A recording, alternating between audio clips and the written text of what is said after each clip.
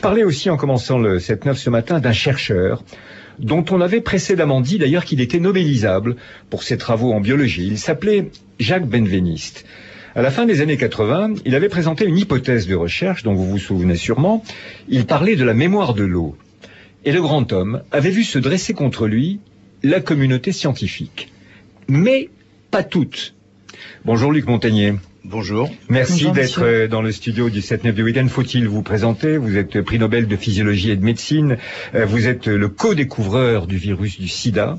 Vous êtes un chercheur de pointe. Vous avez décidé, j'allais dire là encore seul contre tous, de quitter la France à un moment donné où on n'a pas jugé utile de vous encourager à poursuivre ici vos recherches. Vous êtes parti aux États-Unis, mais vous êtes à nouveau ici, en tout cas ce matin. Et vous avez poursuivi à votre façon la porte ouverte par Jacques Benveniste.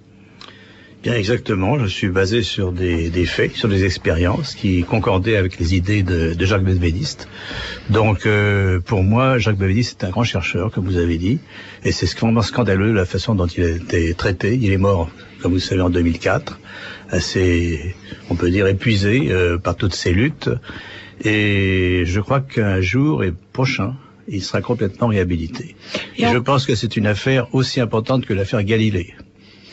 En quoi, Luc Montagnier, vos travaux, par exemple, sur le virus du sida, ont conduit à vous rapprocher de ces idées? Parce qu'au départ, c'était pas tout acquis, cette question de la mémoire de l'eau qui théorisait. Non, pas tout à fait, pas exactement. Bien sûr, c'était une idée assez révolutionnaire. C'est toujours une idée révolutionnaire que l'eau est un liquide extraordinaire. C'est-à-dire, c'est un liquide qui paraît transparent dans un verre d'eau, mais qui en fait est fait de grains, et de grains organisés. Et il y a une autre molécule extraordinaire, c'est l'ADN. L'ADN, la double hélice. Et la double hélice est entourée d'eau. Et ce que j'ai trouvé avec mes collaborateurs, c'est que cet ADN organise l'eau qui est autour, et cette eau garde l'information de l'ADN. Alors ça correspond exactement à ce qu'avait trouvé Jacques Benveniste pour d'autres molécules. Alors c'était la première idée, c'est que l'eau donc peut transmettre des informations biologiques. C'est des idées de Benveniste. Et la deuxième idée, c'est qu'on peut les transmettre à distance par des ondes, parce que cette eau qui est organisée, elle émet des ondes électromagnétiques, comme nous ici, nous correspondons par ondes. Sûr. Mais la nature aussi le fait depuis très longtemps, sans que nous le sachions. Mais il y a quelque chose d'extraordinaire dans ce que vous venez de nous dire, Luc Montagnier. Vous dites que c'est aussi important que ce qu'avait engagé Galilée. Vous êtes le professeur Montagnier, vous êtes le co-découvreur du sida. Vous vous êtes battu contre la puissance scientifique américaine, notamment Gallo. Ça a été un combat de haute lutte. Vous en êtes sorti vainqueur.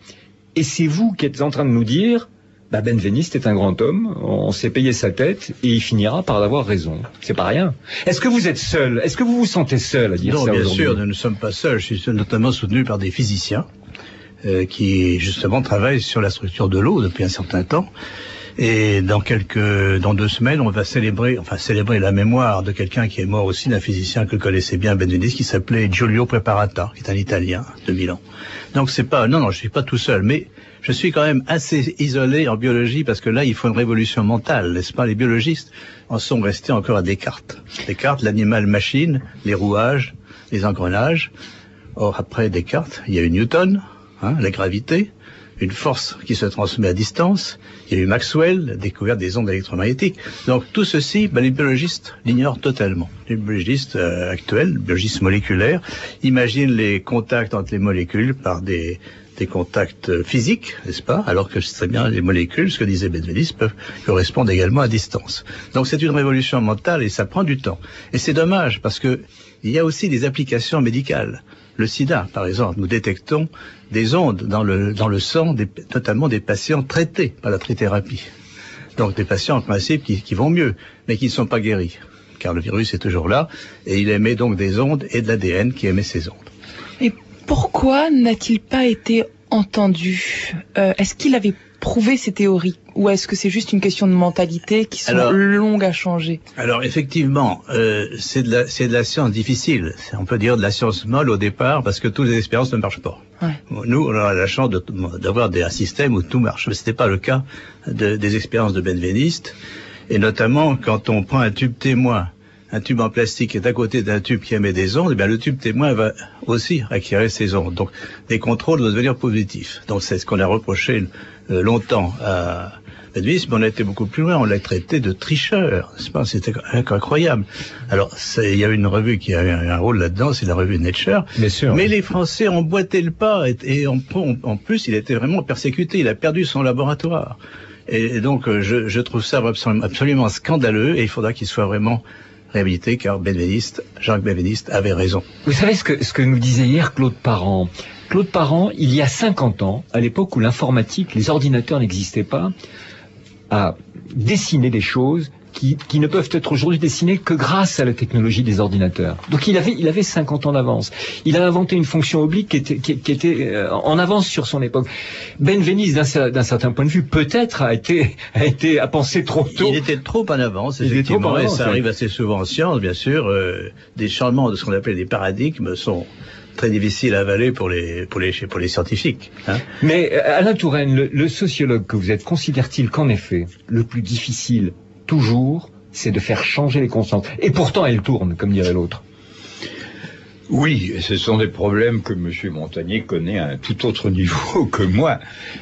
Mais c'est vrai que le développement de la science n'est pas linéaire, qu'il y a, comme pour reprendre son expression que j'aime bien d'ailleurs, qu'il y a changement de paradigme. C'est une idée qui a été développée il y a déjà longtemps, en particulier par un type qui s'appelle Kuhn, et avant lui d'ailleurs son professeur qui s'appelait Robert Merton, et qui était lui un sociologue, et aussi qu'il y a beaucoup de découvertes qui se font par hasard, ce qu'on appelle la serendipity.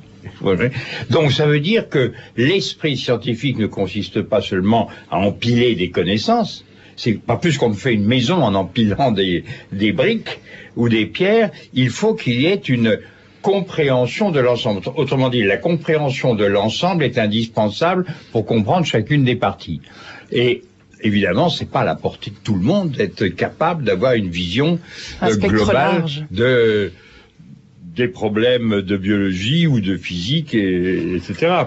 Mais à ce sujet, professeur Montagnier, est-ce que les avancées scientifiques sur les nanos permettent justement de voir mieux ces avancées scientifiques que sur quand on parle des nanos, c'est des nanos artificiels créés par l'homme qui peut-être ont des applications effectivement médicales importantes, mais aussi posent des problèmes de toxicité et de danger à long terme. Donc moi je parle de nanoparticules, de nanostructures naturelles, n'est-ce pas? C'est pas nous qui les faisons, ça existe dans la nature. Et effectivement, ce que je pense, c'est que les germes infectieux, notamment les virus, le virus du sida, certaines bactéries, émettent des millions, des milliards même de ces particules pour influencer davantage l'organisme. Parce qu'un virus, c'est quelque chose de tout petit. Il entre dans un univers. Comment il va prendre le contrôle de cet univers? Il va émettre justement énormément de particules qui vont avoir une petite quantité d'informations, mais qui vont agir à distance dans l'organisme. Donc c'est un concept que la nature a trouvé, et contre lesquels nous il faut lutter bien entendu, mais je crois qu'il y aura des moyens, mais il faut vraiment qu'il y ait un effort de recherche considérable, à la fois basique, théorique et aussi pratique, parce qu'il y a des applications énormes à la clé, et le premier pays qui comprendra ça aura une avance économique aussi sur les autres. Et je regrette que la France ne le prenne pas, ce tournant. Mais ne faut-il pas, Monsieur Montagnier, pour cela, une très grande ouverture d'esprit qui permettrait la transdisciplinarité, c'est-à-dire ouvrir un champ de recherche à plusieurs disciplines simultanément afin d'apporter la meilleure réponse possible, c'est-à-dire une réponse systémique. C'est un mot qu'on emploie souvent ici dans le 7-9 du week-end, mais parce qu'il nous paraît important dans le monde où nous vivons aujourd'hui. Absolument, mais le problème c'est que la masse des connaissances est énorme, c'est pas même en biologie, une toute petite partie demande des spécialisations.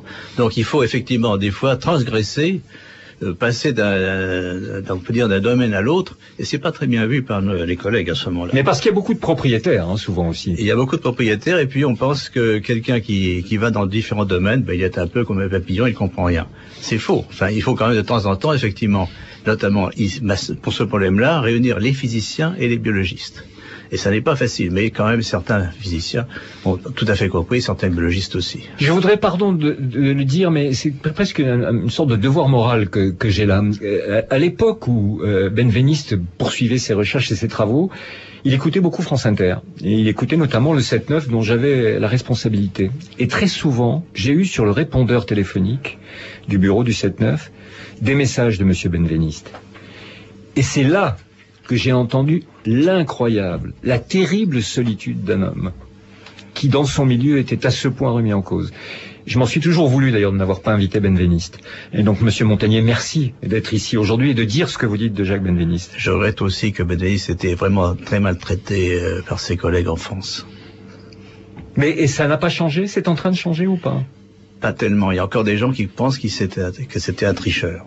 Et je crois que c'est absolument scandaleux et je ferai tout pour réhabiliter sa mémoire et continuer ses travaux.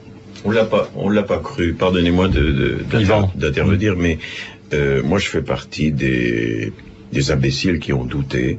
Et je crois c'est parce que on s'est peut-être trompé dans la communication, c'est-à-dire qu'on a dit Benveniste c'est la mémoire de l'eau, et on a traduit ça par une image stupide qui était, voilà, vous faites tomber une goutte d'eau à Lyon, et quand elle arrive à la mer, elle se souvient de la ville qu'elle a traversée. Alors évidemment, quand on vous présente ça comme ça et qu'on communique là-dessus, on se dit c'est complètement dingue, ce type est fou. Moi, je fais partie de ceux qui ont considéré qu'il était fou. Ben, vous savez ce qu'on dit dans les feuilletons télévisés du soir, dans les enquêtes scientifiques, ce qui est aujourd'hui scientifiquement démontré, toute personne qui rentre dans une pièce modifie la pièce, et la pièce modifie la personne. À méditer. Voilà. Il faut pas oublier que l'univers, c'est pas seulement de la matière. Claude Angélique, pardon, mais Monsieur Montagnier, Claude Angélique est un spécialiste de ce type de questions, est d'accord avec ça, non? Absolument, et je suis très outré aussi que le professeur Montagnier ait dû s'exiler aux États-Unis. Ah bah oui, non, mais ça c'est ahurissant. Donc, oui. Et ça, il fallait le dire quand même, parce que nos auditeurs sont pas tous au courant. C'était une question d'âge, et le professeur Montagnier ne pouvait plus exercer en France. C'est ça? J'ai été obligé de quitter l'Institut Pasteur, effectivement. Voilà. Eh bien, c'est absolument scandaleux. Ben qu'est-ce qu'on est content de vous voir ici, Monsieur Montagnier. 50 ans la vie devant soi. C'est que l'univers, c'est pas seulement de la matière, c'est aussi des ondes. Il faut pas oublier ça. Et les ondes, on s'en sert, la radio s'en sert tout le temps. Oui. Et la nature aussi. Vous savez ce que c'est aussi, mais ça, c'est dommage il faudrait vous voir. C'est aussi de l'empathie. Et quand vous êtes tous ici dans ce studio, ça change pas mal de choses. Ça doit passer par les ondes aussi.